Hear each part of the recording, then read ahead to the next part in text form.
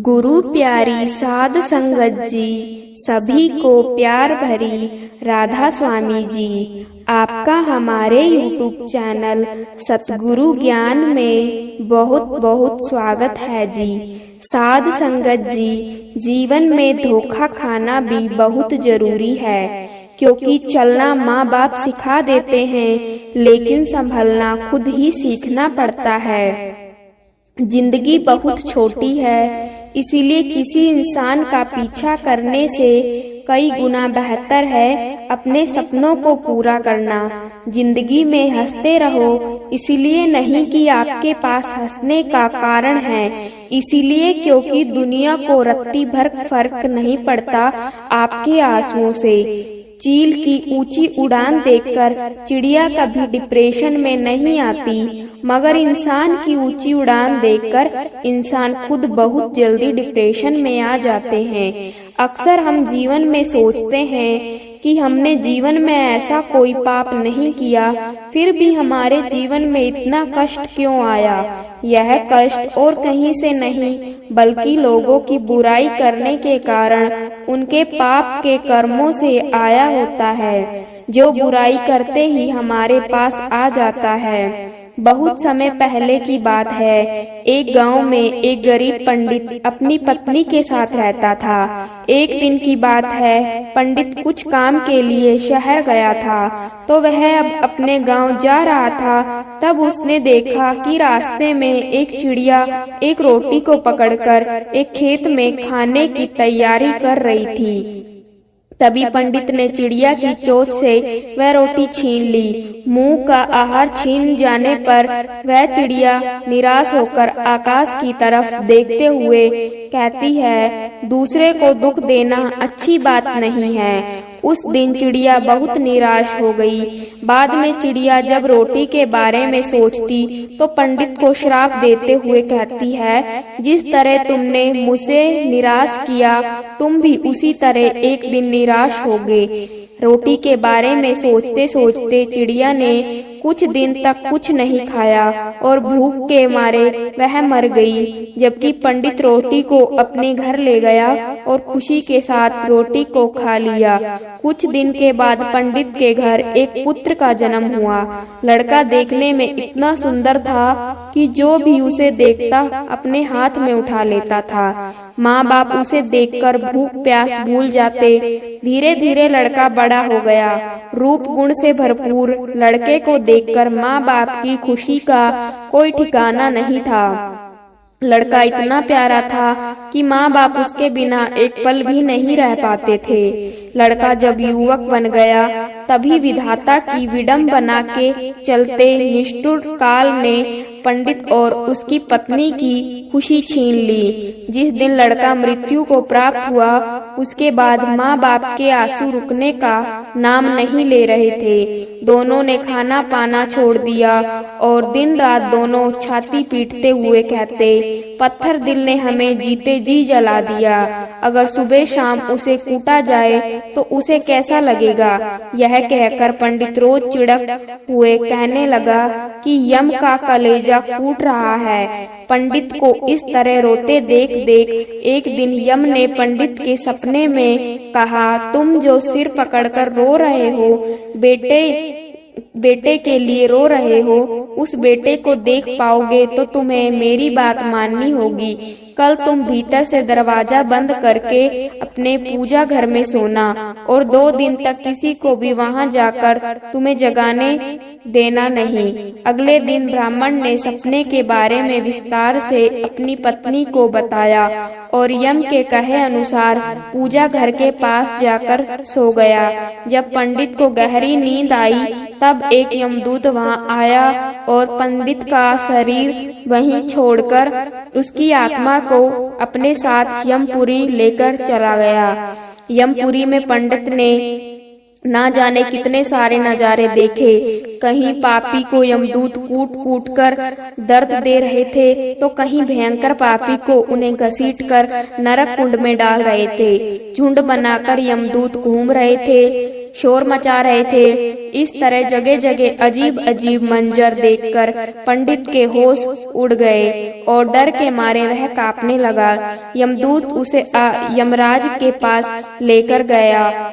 डर के मारे थर थर कांप रहे पंडित को देखकर यमराज ने उससे कहा, पुजारी डरो मत, तुम्हें यहाँ कुछ नहीं होगा।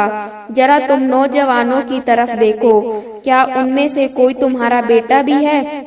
पंडित ने उन नौजवानों की तरफ देखा तो अपने बेटे को मौजूद पाया। बेटे को देखकर पंडित ने खुश होकर यमराज से कहा, जी महाराज, वह मेरा बेटा है। पंडित का जवाब सुनकर यमराज ने कहा, उसे यहाँ बुलाओ, अगर ना आए तो वहाँ जाकर बुला लाओ। पंडित ने अपने बेटे को पुकारा मगर वह नहीं आया। जब उसके पास जाकर बोला, मेरे बच्चे, मैं आया हूँ, तुम मेरे साथ चलो। पंडित ने 2-3 बार इस तरह कहा मगर बेटे ने उसकी तरफ देखा ही नहीं। तब उसका हाथ पकड़कर पंडित ने कहा, मेरे बच्चे इधर देखो, मैं तुम्हारा पिता। यह सुनकर बेटे ने बाप की तरफ देखा, चिल्लाकर कहा, तुम मुझे बेटा क्यों कह रहे हो? मैं तुम्हारा बेटा नहीं हूँ। कभी तुमने चिड़िया को तकलीफ पहुँचाकर उसके मुंह का खाना छीन लिया था, उसी का बदला लेने के लिए मैं तुम्हारा बेटा बनकर तुम्हारे घर पर जन्म लिया था। अब याद आया ना, जिस तरह मेरे मन को तुमने तकलीफ पहुँचाई थी, उसी तरह मैं तेरे मन को तकलीफ पहुँचाकर चला आया। बेटे का जवाब सुनकर पंडित निराश हो गया और यमराज के पास उदास होकर बोला, वह मेरा बेटा नहीं है। पंडित की बात सुनकर यमराज ने उससे कहा, तुम लोग बेवजह मुझे कोस रहे थे, अब पता चल गया ना किसका कसूर था। इतना कहकर यमराज ने दूत को इशारा किया और दूत पंडित की आत्मा लेकर तुरंत उसके पूजा घर में पहुंच गया। पंडित के शरीर में उसकी आत्मा डालकर यमदूत चला गया।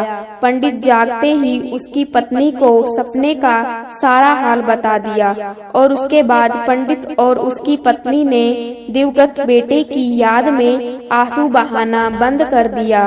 किसी को बुरा बोलना, चुगली करना, बुराई करना, जलना व ईर्ष्या का भाव रखना, यह सब आपकी तरक्की व खुशियों को रोक देते हैं, आपके जीवन में गहरा प्रभाव डालते हैं। कर्म एक ऐसी जगह है जहां हमें उसे बुलाने की जरूरत नहीं पड़ती।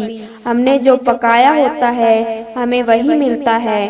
कर्म आखिरकार सामने आता है, जैसा बोगे वैसा ही काटोगे। जल्द ही बाद में एक गांव में 2 कुत्ते रहते थे।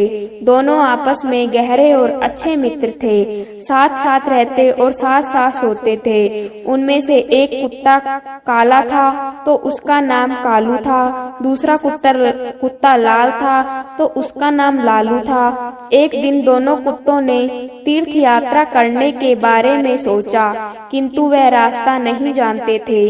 दोनों ने निश्चय किया कि यात्रा शुरू तो करें, रास्ता तो अपने आप निकल आएगा। एक दिन वह दोनों एक साथ तीर्थ यात्रा पर निकल दिए। चलते चलते उन्हें एक गांव दिखा। काफी रात भी हो गई थी तो वह दोनों एक पेड़ के नीचे सो गए। थके होने के कारण उन्हें नींद आ गई। सुबह होने पर फिर अपनी यात्रा पर निकल पड़े। एक गांव पार किया, दूसरा गांव के पास पहुंचने पर उन्हें भूख लगी। वहां उन्हें 4-5 चूहे दिखाई दिए। लालू की पूंछ खड़ी हो गई।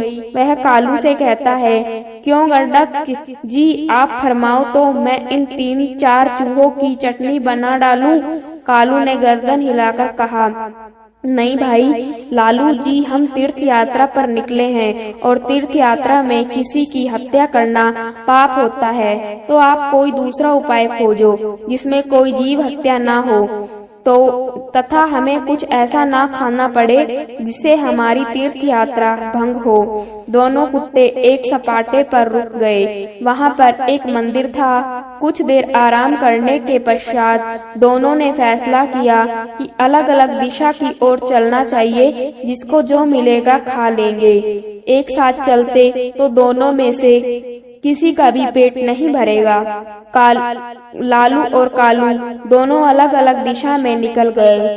दोनों से पहले उन्होंने तय कर लिया था कि वह वापस आकर इसी जगह पर मिलेंगे।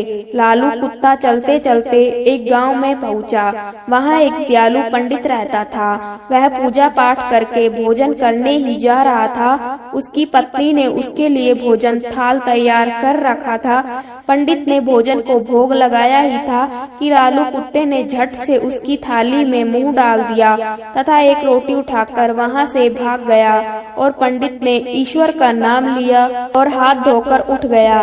पंडित ने अपनी पत्नी से कहा, बेचारे ये गंडक जी भी कितने भूखे हैं, सो आप ये भोजन की थाली इन्हें ही खिला दीजिए। पंडित की पत्नी गुस्सा होकर बोली, आप यह क्या कह रहे हैं? इस गंदगी को यह थाली, इसमें कितने अलग अलग पकवान हैं, 2 तरह की सब्जी, अचार, दही, खीर, पूरी। पंडित दया भाव से बोला, तुम ठीक कहती हो, पर यह भी भूखे हैं, आप तो यह थाली इन्हें ही दे दीजिए। सोच लो कि यह थाली इनके ही भाग्य में लिखी थी। इसके पश्चात पंडित ने लालू कुत्ते को खूब पेट भरकर भोजन करवाया। लालू ने उसे खूब दुआएं दी। उधर कालू कुत्ता एक किसान के यहाँ पहुँचा। किसान अपने खेत में चक्कर लगा रहा था और जंगली जानवरों को खेत से बाहर निकाल रहा था। किसान की पत्नी खाने की थाल लेकर रखकर गई थी। थाल में भिंडी की सब्जी थी और बाजरे की रोटियां थी। खेत का काम पूरा करके वह थाल खोलकर खाना खाने को तैयार हुआ कि कालू ने तुरंत ही उसके भोजन में मुंह डाला और थोड़ी सी रोटी का टुकड़ा तोड़कर भागा। किसान एकदम से गुस्से में आ गया और खड़ा हो उठा। उसकी आंखों अंगारों की तरह लाल और हो गई।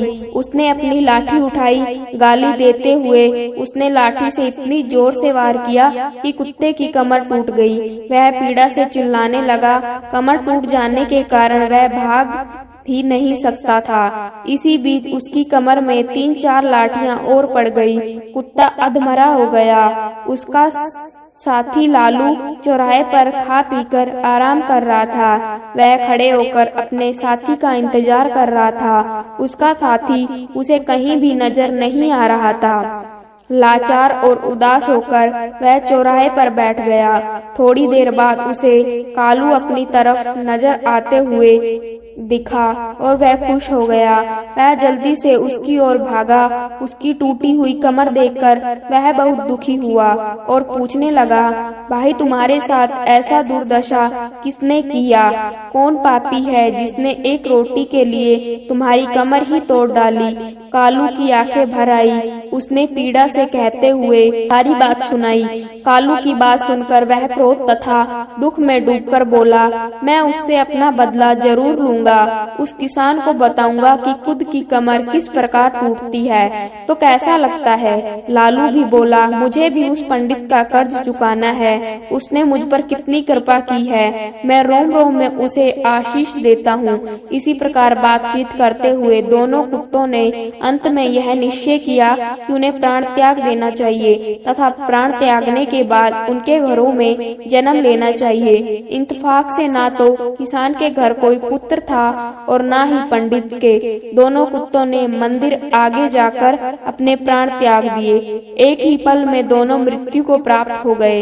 कुछ समय पश्चात कालू ने किसान के घर जन्म लिया।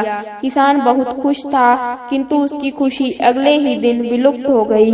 घर में इस पुत्र के जन्म होते ही उसकी पत्नी अस्वस्थ रहने लगी। उसका बैल मर गया। पहले जन्मदिन पर किसान के हरे भरे खेत को जानवर ने तहस नहस कर दिया और दूसरी तरफ पंडित के घर भी पुत्र का जन्म हुआ। पंडित और उसकी पत्नी बहुत खुश थे। कुछ समय बाद पुत्र के बड़े होते ही राज दरबार में पंडित का पद ऊंचा हो गया। पंडित ने राजा को एक युद्ध में जीत की बात बताई। 1-2 दिन बाद राजा युद्ध जीत गया। इससे खुश होकर राजा ने पंडित को राज पंडित नियुक्त कर दिया। उसे अपार धन तथा एक